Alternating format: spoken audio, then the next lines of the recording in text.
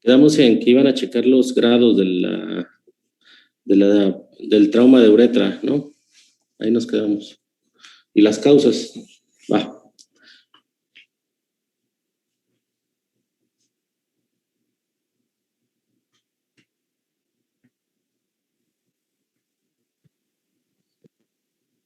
Bueno, buenos días. Nos quedamos en que íbamos a checar las lesiones uretrales anteriores que podrían ser causadas por diferentes mecanismos. En este caso, podrían ser los traumatismos cerrados, los accidentes de tráfico, caídas y golpes causan la mayoría de las lesiones uretrales anteriores.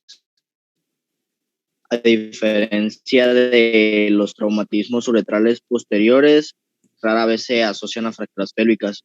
Suelen ser lesiones de tipo caída horcajadas, causadas por el impacto de objetos romos contra el periné, que es el espacio que comprende entre el ano y el escroto. En este tipo de accidente, la uretra vulvar relativamente inmóvil queda atrapada y comprimida por una fuerza directa aplicada sobre ella contra la superficie inferior del sínfisis del pubis, es decir, que va a ser herida por aplastamiento. Estas lesiones son más frecuentes en los niños que en los adultos. También tenemos los traumatismos relacionados a las relaciones sexuales. Una causa menos frecuente de traumatismo uretral anterior cerrado es una fractura de pene. Esta ruptura del cuerpo cavernoso suele producirse durante el coito. En estas lesiones la uretra se ve afectada en el 20% de los casos. Y también se ha comunicado que la estimulación intraluminal de la uretra con cuerpos extraños provoca traumatismos uretrales anteriores. La mayoría son cortas e incompletas y afectan solamente la uretra peniana distal. La cirugía está indicada rara vez y depende del grado y la extensión de la lesión uretral. Tenemos también los traumatismos penetrantes, que las lesiones penetrantes de la uretra anterior suelen deberse a heridas de bala y afectan a los segmentos pendular y vulvar de la uretra por igual. Estas lesiones se asocian a lesiones penianas y testiculares. Pueden afectar al recto, lo que puede originar un absceso pélvico y la formación de fístulas, es decir, la comunicación entre las cavidades. Otras causas menos frecuentes de lesiones uretrales anteriores externas son las heridas incisopuntantes, la amputación del pene y el empalamiento. Tenemos también los traumatismos relacionados con las bandas de constricción. En este caso, las personas parapléjicas que emplean un dispositivo de constricción por incontinencia urinaria y se olvidan de soltar la banda por la falta de sensibilidad que tienen en esa zona, pueden sufrir lesiones isquémicas graves que van a afectar al pene y a la uretra. Y por último tenemos los traumatismos diatrógenos. Las lesiones uretrales diatrógenas causadas por instrumentos son como mucho la causa más habitual de traumatismo uretral. La que sigue, por favor. Un segundito ahí. Ahí es importante comentar eso, que es decir, una sonda mal puesta es la principal causa de la lesión uretral. Entonces, si se dan cuenta de todos los demás, la verdad es que el pene pues, es una estructura móvil, péndula, que realmente si hay algún accidente o algo, pues no hay tanto riesgo de que se lastime. ¿Sale? La verdad es que es bastante difícil que en un accidente de tráfico o una caída, a menos que haya un trauma directo a esa zona. Entonces, la lesión diatrógena de la uretra es la más importante y la segunda es asociada a algún procedimiento quirúrgico o a la salida de una piedra. Que el paciente presente una litura espontánea, pues obviamente la litiasis va a lastimarlo. Ahí te faltó una causa que más que aguda es crónica de lesión uretral, que es la gonorrea, que genera estenosis de uretra de manera, bueno, la característica es una uretra rosariada y es secundaria a una infección de transmisión sexual, que es la Neisseria gonorrea. Por otro lado, nada más comentar dos cosas de la fractura de pene. Acuérdense que se le llama fractura, pero realmente no hay un hueso ahí, lo que es una ruptura de la túnica albugínea. Y al romperse hay que valorar qué tanto hay fractura a nivel de la uretra o no, porque dependiendo de eso es la gravedad y qué tenemos que hacer, si tenemos que reparar la uretra o no.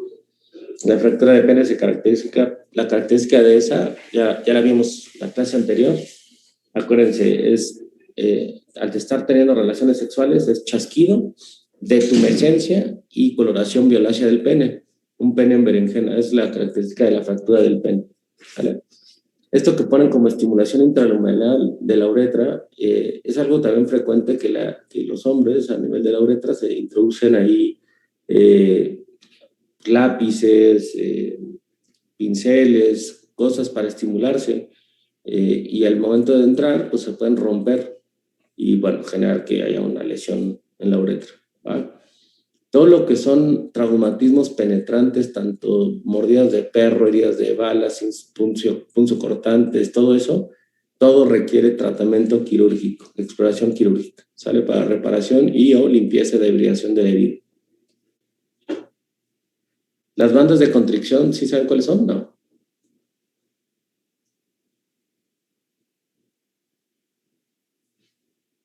Eric Tirado, ¿estabas tú exponiendo o quién estaba exponiendo? Ah, sí. ¿Sí sabes cuáles son las bandas de constricción? Pues a lo que leí eran porque los pacientes parapléjicos no tienen sensibilidad en esa zona. Ok. Entonces, Son como si fueran los ganchos de ropa. Estos pacientes, como no tienen continencia, al pene se le pone como un gancho de ropa así. Entonces eso lo que hace es comprimir la uretra de manera mecánica para que no se les escape la orina. Es como cuando se están orinando los hombres que están apretando, apretando y de repente se ponen la mano como para que no se escape, imagínense. Pero estos ganchos o estos clips, son como clips más bien, como los que usan para cerrar la comida y eso, se ponen en el pene para apretar. Obviamente eso que genera pues isquemia y la isquemia va a generar lesión uretral o puede haber hasta necrosis del pene, ¿vale? Eso es algo que la verdad ya no se utiliza desde hace mucho tiempo. Síganle.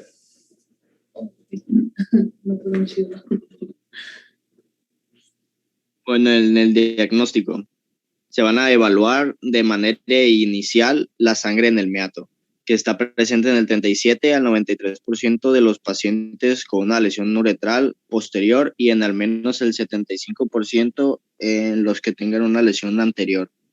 La sangre en el introito vaginal está presente en más del 80% de las pacientes con fracturas pélvicas y lesiones uretrales concomitantes. Y el dolor orinar o la incapacidad para orinar indica principalmente una rotura uretral. Y como dato, la uretrografía retrógrada es el método de referencia para evaluar las lesiones uretrales. Y pues hablando de esto, la uretrografía retrógrada es un procedimiento radiológico realizado generalmente en los hombres, donde se va a visualizar la integridad de la uretra, ya sea por visión, debe de ser por visión fluoroscópica y es esencial para el diagnóstico del daño o evaluar una estenosis uretral. Para este procedimiento se va a implicar la inserción de una sonda Foley en la fosa navicular, que es el punto más amplio de la apertura de la uretra a nivel del glande. A ese nivel se infla levemente un balón el balón de la sonda con 1 a 2 mililitros de líquido. Después de esto va a seguir por la lenta inyección de 30 mililitros de contraste. Y pues el escape del contraste fuera de la uretra va a sugerir un daño uretral, normalmente secundario a un trauma pélvico, y es indicación para una intervención quirúrgica reparadora. Ok, los detalles técnicos de cómo se realiza van a variar. Lo ideal es no poner una sonda e inflar en la fosa navicular porque eso puede generar después estenosis de la fosa navicular. Entonces normalmente se pone un yelco con una jeringa y se va pasando de manera dinámica el medio de contraste hasta visualizar el esfínter y después hasta que llegue a la vejiga. El estudio ideal es que se pinte la vejiga, no nada más que se quede en la uretra, ¿sale? El 5% de las lesiones uretrales se dan en las mujeres porque, por obvias razones, pues un tamaño de la uretra de 3 a 4 centímetros. Casi más del 90% son en los hombres, ¿va? La sangre en la uretra, como puedes verlo ahí, se presenta hasta más del 75% de los pacientes que tuvieron algún tipo de lesión uretral. Entonces, cuando tienen fracturas pélvicas, hay 3 características patognomónicas en donde tú puedes saber que el paciente tiene lesión uretral.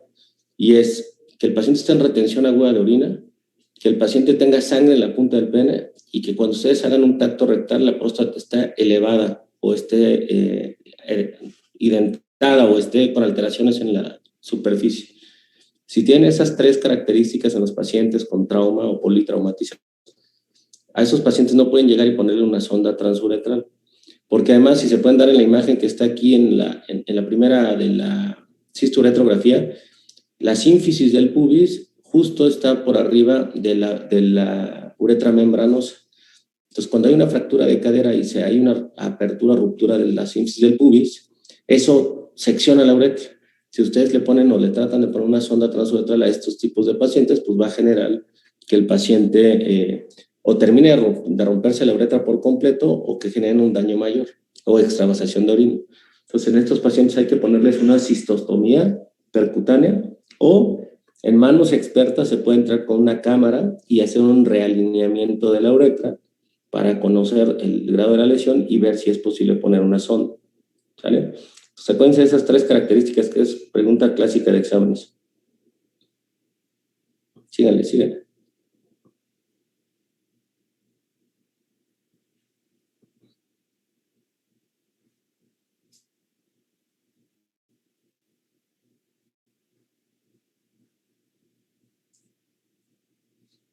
Bueno. Ya. Bueno, este es el seguimiento que se le da a los pacientes con una sonda suprapúbica. Las roturas parciales pueden darse con una sonda suprapúbica o con un sondaje uretral. La cistostomía suprapúbica tiene la ventaja de que no solo deriva la orina del foco de lesión, sino que también evita la manipulación de la uretra, que es lo que vamos a buscar nosotros, porque al haber un daño de esta, lo que no queremos es manipularla. Después de esto, el tubo de cistostomía se va a mantener ahí durante aproximadamente 4 semanas para permitir la cicatrización uretral.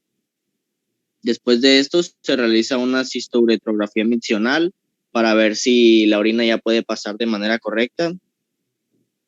La sonda suprapúbica se retira si es posible restablecer la micción normal y no existe extravasación del contraste ni una estenosis. Y después se va a reevaluar radiológicamente de forma minuciosa la uretra y en caso de ser necesario se planifica la intervención reconstructiva. La que sigue. Y aquí podemos ver un diagrama en el cual se va a ver un seguimiento en una sospecha de lesión uretral. Se va a realizar una aerotografía retrógrada. Si sale normal, pero hay una contusión uretral, va a haber un tratamiento con una sonda suprapúbica o transuretral. Si hay una rotura por prostatomembranosa, si se observa una rotura prostatomembranosa en la uretrografía, se va a dividir en dos, ya sea en rotura completa o en rotura parcial, que se van a dividir estas a su vez en penetrante y cerrado. En el caso de las penetrantes va a requerir una reparación abierta primaria, mientras que en las cerradas va a verse una evaluación de indicaciones quirúrgicas agudas, ya sea de lesión de cuello de la vejiga, desgarro rectal, vejiga distendida y elevada. En el caso de no haberse de estas, se va a realizar una cistostomía suprapúbica, que va a derivar en una uretroplastia diferida, y en el caso de sí haber una lesión del cuello de la vejiga o desgarro rectal, va a derivar en una sonda suprapúbica más una realineación endoscópica. Todo esto va a derivar en una uretroplastia diferida, que a su vez se va a dividir en si existe una estenosis o una ausencia de estenosis. En el caso de haber una estenosis, en el caso de una estenosis corta y poco densa, va a haber una incisión óptica endoscópica diferida. Y en caso de estenosis largas o más densas, va a haber una uretroplastia de rescate en un centro de referencia. Sí, vamos a hacer centro de referencia. ¿Cuál es el punto de corte del tamaño, de la longitud para hacer cualquiera de las dos? Es 1 centímetro. Entonces, normalmente las uretrotomías internas o la incisión endoscópica se hacen en estenosis de uretra cortitas, de menos de 1 centímetro. Cuando ya son más de 1 centímetro, la verdad es que el porcentaje de éxito de una uretrotomía interna es bajo. Entonces, se prefiere hacer una plastia de uretra con injerto de algún tejido, que ahorita lo ideal es la mucosa oral, y con eso reconstruir el conducto. ¿vale? Pero estos ya son cosas que se van a hacer de manera diferida, no es algo en agudo. Lo agudo es, ¿cómo se llama? Derivar la vía urinaria. Buscarles unas fotos. Síganme. La que sigue. Y ya sería todo de nuestra parte, doctor. ¿Cómo? Bueno, está bien. Les voy a contar un poquito de la estenosis de uretra. Pues bueno, lo que platicamos ahorita de que se tiene que manejar de manera endoscópica, se entra y prácticamente con una cuchilla en frío, lo que se hace es hacer un corte de la lesión, como si estuvieran ustedes cortando pues una cicatriz, por decirlo de alguna forma, y con base a esto, pues va a generarse otra cicatriz, otra herida nueva, por lo cual se hace el corte y se tiene que dejar con una sonda para que cicatrice adecuadamente. Les voy a compartir mi pantalla para que vean ejemplos de algunas cosas que hemos hecho. ¿Y ahí donde hace el corte pone la mucosa? Ahorita les enseño. ¿Ahí ya ven mi pantalla? Bueno. Sí, doctor. mira. Sí, doctor. Bueno, estos ya son pacientes reales. Esta es la uretrografía retrógrada. Aquí, por ejemplo, el error del radiólogo es que no estiró el pene. Entonces, se ve la uretra bien, pero vean cómo hay una estenosis preesfinteriana, ¿sale? Una disminución del calibre del medio de contraste. Ahí se ve mucho más clara, ¿sale? Entonces, siempre es bien importante decirle al radiólogo que necesitamos que el medio de contraste llegue hasta la vejiga. Entonces, se ve la estenosis preesfinteriana y si se dan cuenta ya se separó y en medio hay un espacio que se ve muy delgadito. ¿Qué creen que sea eso? ¿Una estenosis? Es la uretra prostática, ¿sale? Eso no es una estenosis. Entonces, muchas veces los radiólogos nos los ponen como si fuera una estenosis de la uretra, pero es la uretra prostática, que este paciente tiene además un crecimiento prostático obstructivo, ¿vale? ¿Cómo lo puedo diferenciar? Por el esfínter. Por el esfínter lo diferencias. ¿Sabes el esfínter? Ay, menso. Al ver el esfínter, bueno, ahorita vemos otros.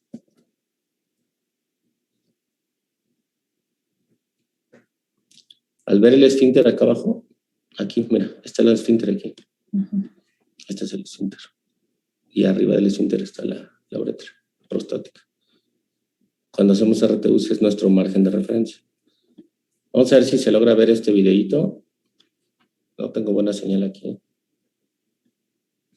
Bueno, y les voy a enseñar un paciente real. Vean cómo la uretra, toda la uretra está lastimada, ¿sale? Ahí donde está marcado con plumas el esfínter. Y vean cómo prácticamente toda la uretra peniana y hasta la fosa navicular está perdida, ¿sale? Es una estenosis de aproximadamente 15 o 16 centímetros. Entonces, en estos pacientes, imagínense hacerle un tratamiento endoscópico, pues nunca va a funcionar, ¿sale? Entonces, vean cómo está. A este paciente lo que se le hizo fue un injerto, una plastía de uretra con injerto de mucosa oral. Entonces, se saca el pene por el periné y se dan cuenta todo lo que está morado es la uretra. Este es el glande, lo que está acá arriba, la fosa navicular es esto, y todo lo que vamos a reconstruir es todo esto que ven aquí, ¿sale? Estos ya son pacientes reales. Entonces, ahí estamos como haciendo la técnica se llama de gloving, que es del pene, bajarlo y sacarlo por el periné. El internet no está tan bien. Pero tiene la guía de... Ahí tenemos la uretra completamente pelada. A los lados están los músculos bulboesponjosos y estamos separando todas las cavidades. Los cuerpos cavernosos son estas estructuras tubulares que están por atrás del cuerpo esponjoso, que es el que envuelve la uretra. Ahí vamos a empezar a abrir la uretra. La vamos a abrir. Esta es una técnica que es un onlay posterior, o técnica de Orlandi, y se hace posterior porque así, si nosotros ponemos un injerto de mucosa en la parte posterior, tiene soporte. Si lo ponemos en la parte anterior, puede generar divertículos uretrales. Entonces, nosotros con medio de contraste, con azul de metileno, pintamos la mucosa de la uretra para guiarnos y ver pues, dónde empieza la mucosa. y dónde empieza el cuerpo esponjoso para que podamos fijar bien el injerto. Ya estamos permeabilizando. Ahí estamos poniendo ya el injerto en mucosa oral, que es esto que están viendo aquí. ¿Sale? Se saca de ambos, en este paciente se sacó de ambos carrillos injertos de aproximadamente 7 por 4 centímetros, en ambos carrillos. Y la ventaja de la mucosa oral es que tiene su propia irrigación, su mucosa, y que tiene flexibilidad, y al ser un autoinjerto, pues no hay rechazo.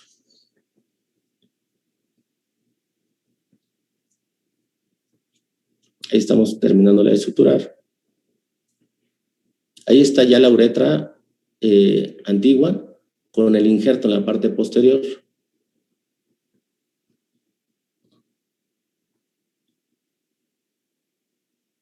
Ahí estamos ya introduciendo el pene nuevamente para que quede. Y así es como queda la herida después de la cirugía. Eso ya es como la herida terminada.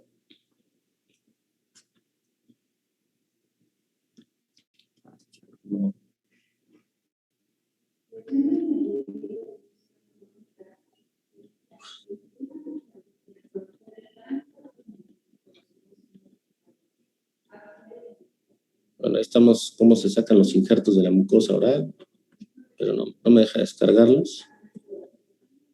Bueno, ese es un ejemplo. Les voy a presentar otro ejemplo.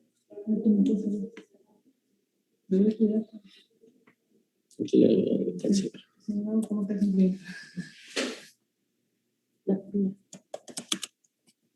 son cirugías muy bonitas porque son reconstructivas. Déjame ver. Te lo voy a decir.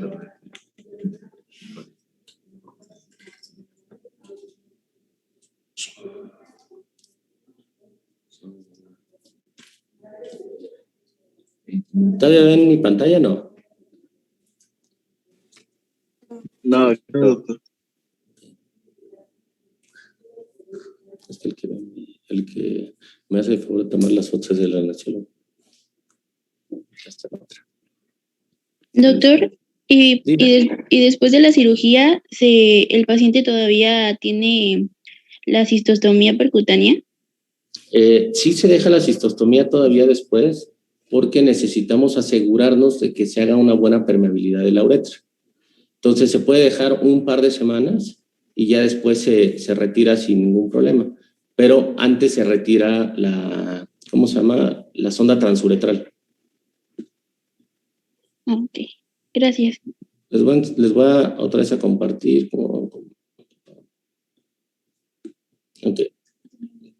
El abordaje de la boca, si se dan cuenta, se hace de esa manera. Nosotros mismos, como urólogos, abordamos la boca. Mira. Entonces están los dientecitos del paciente ahí y estamos sacando el injerto, ¿sale?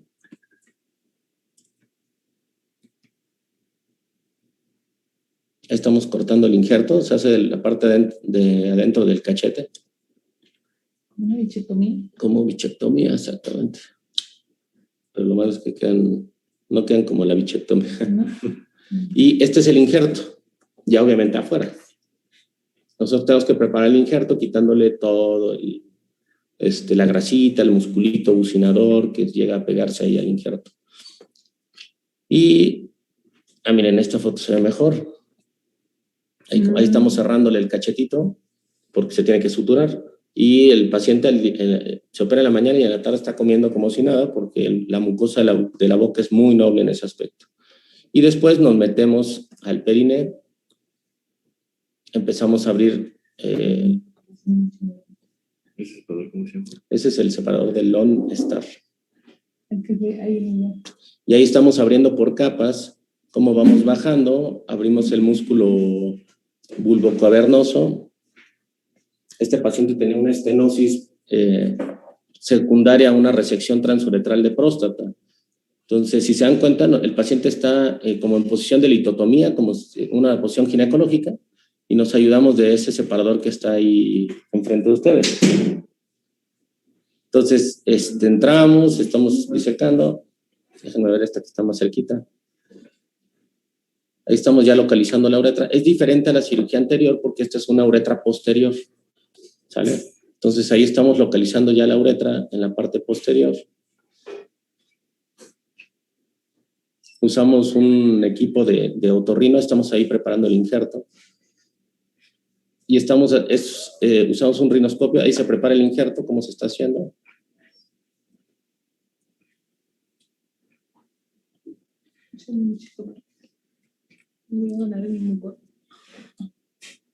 Y son cirugías que son, si se dan cuenta, vean la proporción de mis manos con el tejido. Es algo muy pequeñito, es un espacio bien chiquito en donde tenemos que trabajar.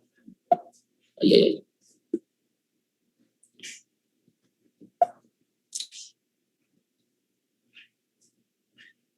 Ahí usamos un rinoscopio de rama larga, que es el que nos apoya para poder ver la permeabilidad de la uretra.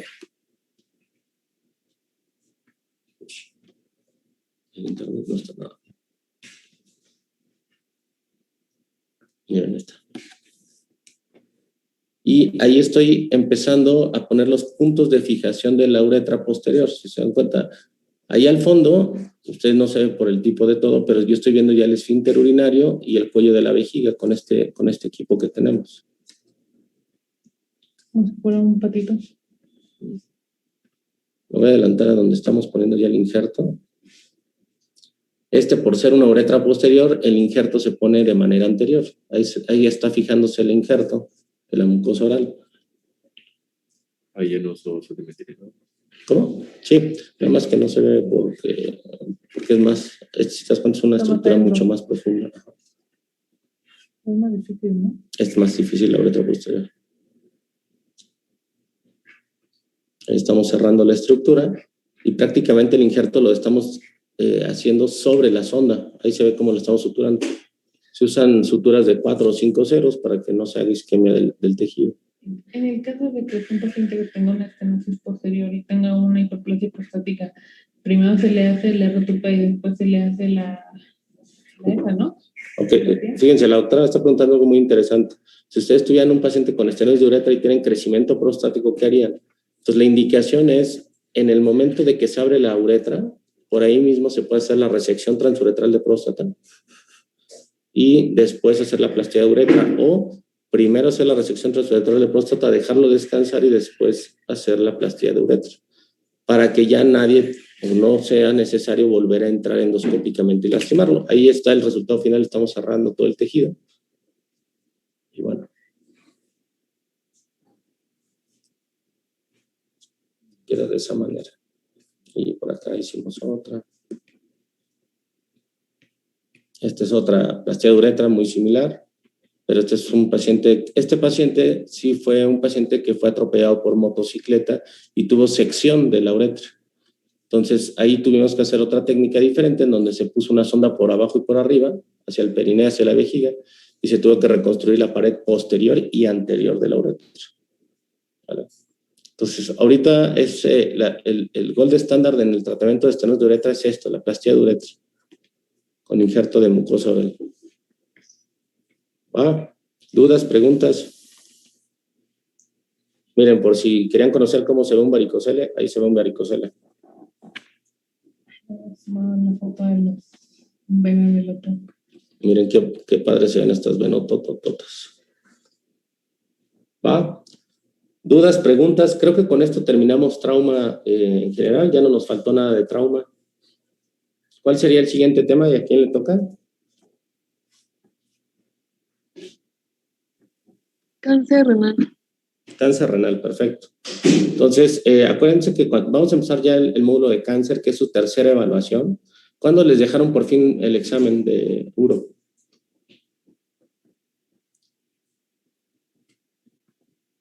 El viernes. ¿Este viernes? Bueno, el siguiente módulo es puro cáncer. Entonces, el examen está hecho de puro cáncer. Entonces, nos vamos a ir con toda la calma del mundo para que tengan todos... necesitamos empezar a abordar las clases desde factores de riesgo, epidemiología, qué tumores son los más frecuentes, qué tumores son los que más los más agresivos, los que son sensibles a quimioterapia, y después los cuadros clínicos, los estudios diagnósticos y los tratamientos propuestos, ¿sale? Yo creo que por cáncer nos vamos a aventar unas 2 o 3 clases. Entonces, el miércoles empezamos con cáncer renal y si quieren ahí les doy algunos tips de cosas que puedan ayudarlos para estudiar de eso, ¿vale? ¿Dudas, preguntas? No, ninguna, todo bien. Doctor, por ejemplo, en un paciente con litiasis renal se le deja una sonda para la recolección de orina. Litiasis renal no tendría ninguna indicación. Es que había leído que como que se recolecta la orina para ver si el cristal sale. Entonces, ¿cómo se le da la indicación al paciente? Ok. Si al paciente, o sea, yo es lo que creo que entender lo que me preguntas es que el paciente tiene un lito ureteral y que le estás dando un tratamiento expulsivo, que platicábamos que son litos menores de 5 milímetros. Entonces al paciente se le da tamsulosina, se le da medicamentos, se les pide que tomen mucha agua y al paciente se le pide que orine en un recipiente y que cuele la orina para ver si hay expulsión espontánea. La verdad es que el paciente se da cuenta cuando orina la piedra porque le duele, le incomoda y siente el trayecto de la piedra. Pero siempre se les pide que orinen en un recipiente para ver la piedra. ¿Por qué razón? Porque si ustedes ponen una sonda, los orificios de drenaje de la sonda son muy delgados y no va a poder salir la piedra por ahí. La única indicación de poner una sonda en un paciente con piedra es que fuera una piedra en la vejiga grande que no va a expulsar y que le está generando retención o infecciones urinarias. Esa sería la única indicación. ¿El lito se expulsa luego después del tratamiento o como cuánto tiempo debemos esperar? Normalmente cuando pasan 2 semanas y no se ha resuelto el cuadro, tenemos que entrar quirúrgicamente. ¿Por qué razón? Porque si ustedes se acuerdan de sus clases que platicábamos de la fisiopatología de la obstrucción, después de las 2 semanas el riñón deja de doler. Entonces el paciente piensa que ya se sacó la piedra o que ya no tiene la piedra. Entonces a los pacientes hay que hacerles mucho hincapié en eso, hacerles estudios de control para ver si sigue obstruido y en dado caso la necesidad de operarse. Ok. Gracias, doctor. ¿Alguna otra duda, pregunta? Doctor, una pregunta. ¿Este tema de traumatismo también pertenece al segundo parcial o ya es del tercer reconocimiento? Vienen, la verdad es que 2 o 3 preguntas de trauma. Realmente va más enfocado el segundo parcial a litiasis, a crecimiento prostático obstructivo y a infecciones urinarias. Entonces, enfóquense mucho en esos temas. La verdad es que el examen viene con base a todo lo que hemos platicado y acuérdense que son exámenes no con el objetivo de que les vaya mal, sino que aprendan y que sepamos bien los conocimientos que ustedes tengan. Entonces yo creo que mientras lo lean, hayan puesto atención en las clases y todo, les va a ir bastante bien. Si pueden entre ustedes, compártense sus presentaciones para que de ahí mismo estudien. Muchas gracias, doctor. Bueno, ¿alguna otra duda?